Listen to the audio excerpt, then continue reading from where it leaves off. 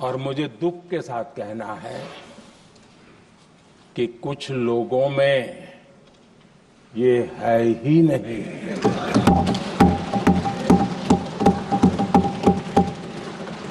आदरणीय सभापति जी, बारिश के दिनों में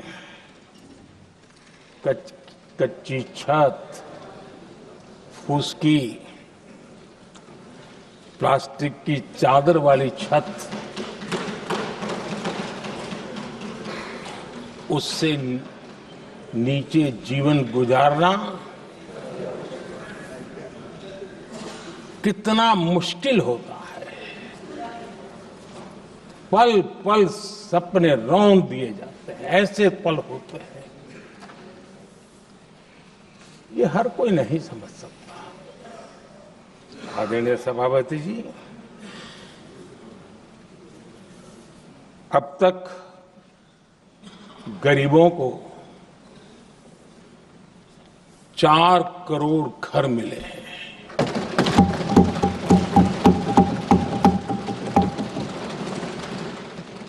जिसने उस जिंदगी को जिया है ना, उसे समझ होती है कि पक्की छत वाला घर मिलने का मतलब क्या होता है। आदरणीय सभापति जी, एक महिला जब खुले में शौच जाने के लिए मजबूर हो जाती है, वो या तो सूर्योदय के पहले या सूर्यास्त के बाद, कठिनाइयों के झेलने के बाद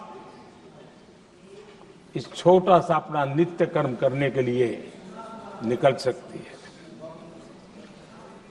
तब उसे क्या तकलीफ होती थी, ऐसे लोग समझ नहीं सकते।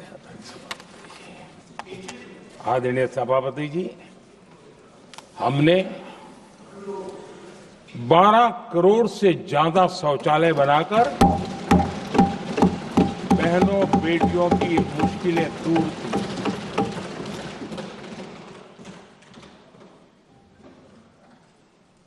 आदरणीय सभापति जी, आजकल मीडिया में ज्यादा ही चर्चा हो रही है, सोशल मीडिया में और अधिक हो रही है।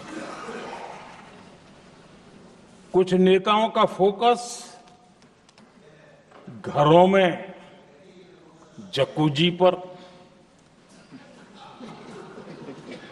स्टाइलिश शावर्स पर, लेकिन हमारा फोकस तो हर घर जल पहुंचाने पर है।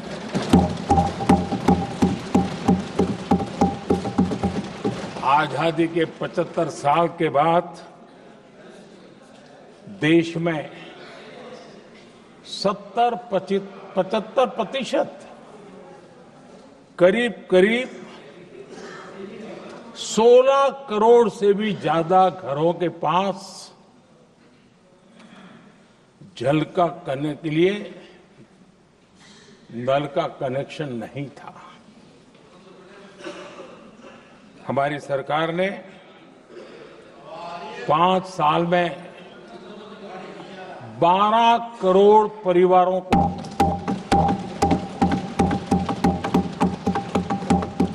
घरों में नल से जल देने का काम किया है और काम तेजी से आगे भी बढ़ रहा है।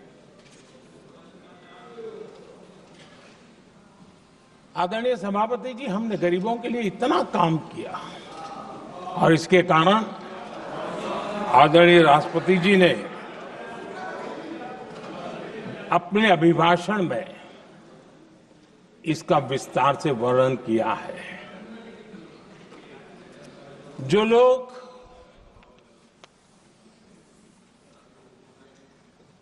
गरीबों की झोंपड़ियों में फोटो सेशन कराकर अपना मनोरंजन करते रहते हैं, उन्हें संसद में गरीबों की बात बोरिंग ही लगेगी।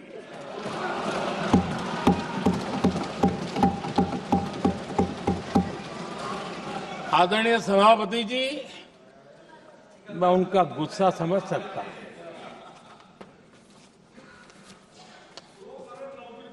आदरणीय सभापति जी,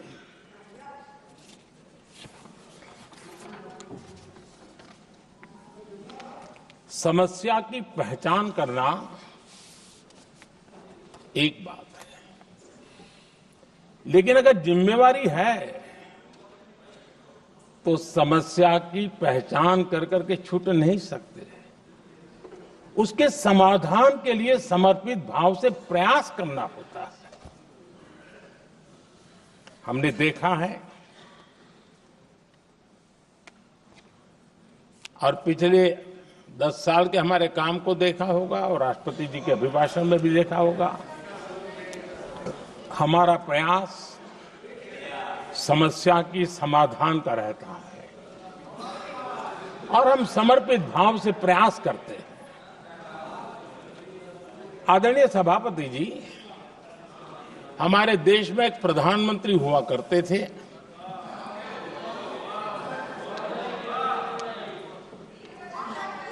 उनको मिस्टर क्लीन करने कहने की एक फैशन हो गई थी।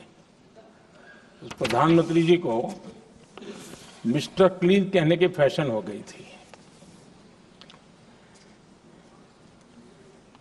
उन्होंने एक समस्या को पहचाना था और उन्होंने कहा था कि दिल्ली से 1 रुपया निकलता है तो गांव में 15 पैसा पहुंचता है।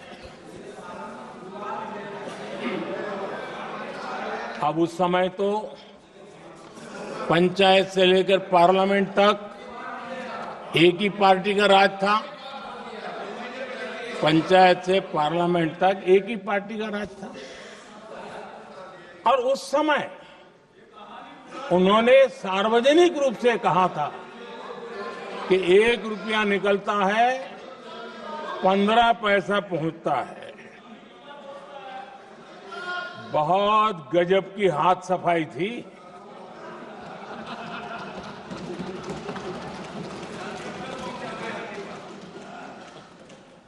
पंद्रह पैसा किसके पास जाता था, ये देश का सामान्य मानवी भी आसानी से समझ सकता है।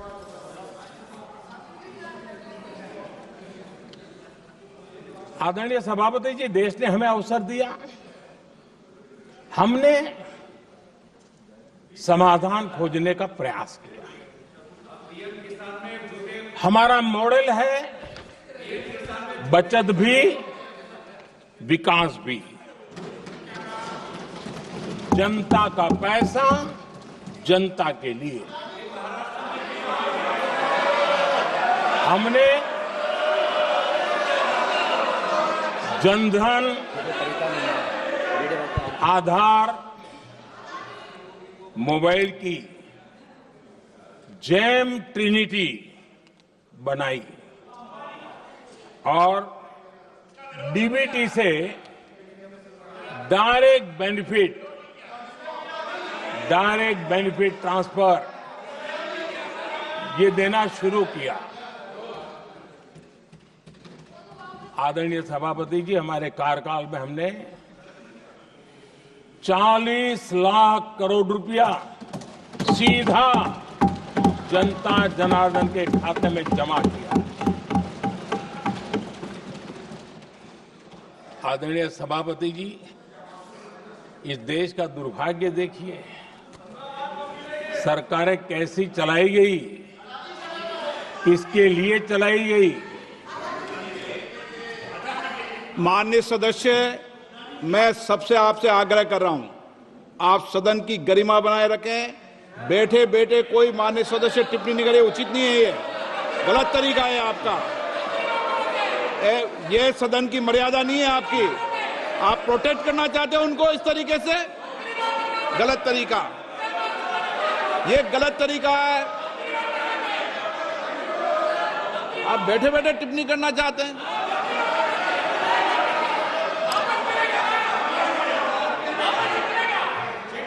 आदरणीय सभापति जी,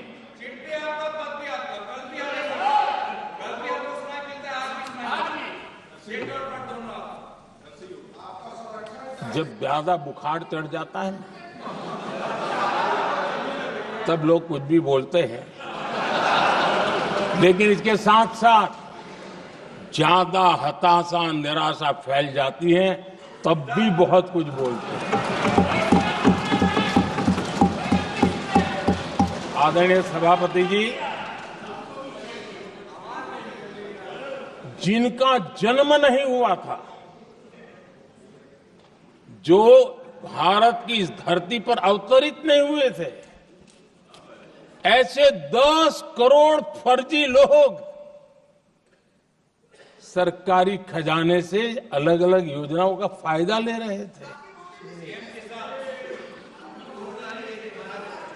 आदरणीय सभापति जी, सही को अन्याय न हो इसलिए राजनीतिक फायदा नुकसान की परवाह किए बिना हमने इन 10 करोड़ फर्जी नामों को हटाया और असली लाभार्थियों को खोज खोज करके उन तक मदद पहुंचाने का अभियान चलाया। आदरणीय सभापति जी, ये 10 करोड़ फर्जी लोग जब हटे और भिन्न भिन्न योजनाओं का हिसाब लगाएं तो करीब करीब 3 लाख करोड़ रुपया गलत हाथों से जाने से बच गए। मैं हाथ किसका था ये नहीं कह रहा हूं, गलत हाथों से। आदरणीय सभापति जी, हमने सरकारी खरीद में भी टेक्नोलॉजी का भरपूर उपयोग किया, ट्रांसपेरेंसी लाए और जेम पोर्टल, जो आज राज्य सरकारें भी उसका उपयोग कर रही है, जेम पोर्टल से जो खरीदी हुई उससे आमतौर पर जो खरीदी होती है उससे कम पैसों में खरीदी हुई और सरकार के 1,15,000 करोड़ रुपए की बचत हुई।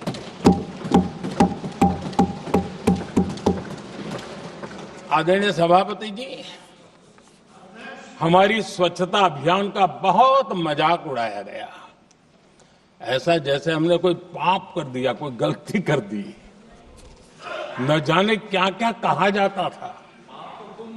लेकिन आज मुझे संतोष से कहना है कि इन सफाई के कारण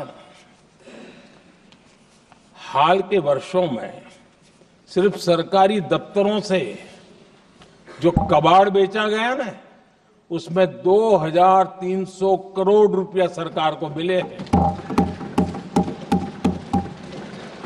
महात्मा गांधी ट्रस्टीशिप के सिद्धांत की बात करते थे। वो कहते थे कि हम ट्रस्टी हैं, ये संपत्ति जनता जनार्दन की है और इसलिए हम पाई पाई को एक ट्रस्टीशिप के सिद्धांत के आधार पर बचाने की और सही जगह पे उपयोग करने का प्रयास करते हैं।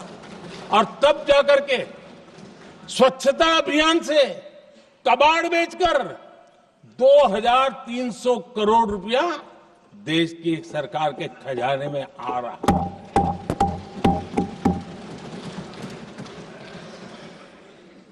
आदरणीय सभापति जी, हमने एक महत्वपूर्ण निर्णय लिया इथेनॉल ब्लेंडिंग का।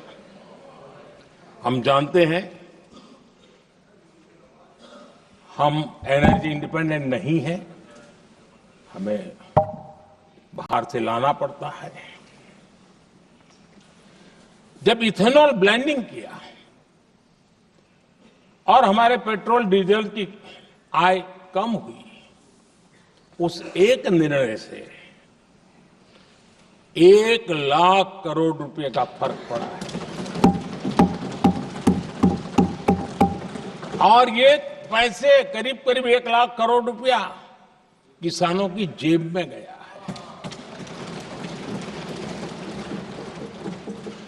आदरणीय सभापति जी,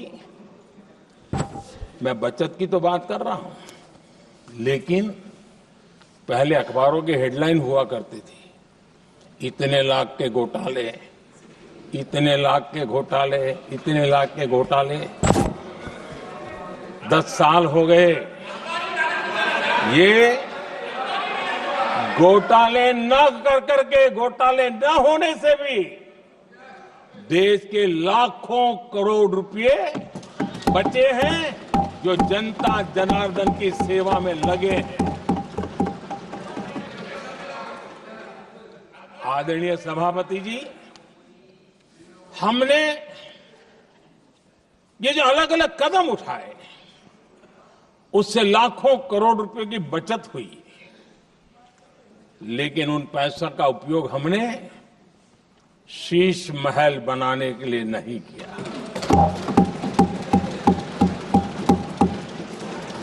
इसका उपयोग हमने देश बनाने के लिए किया है।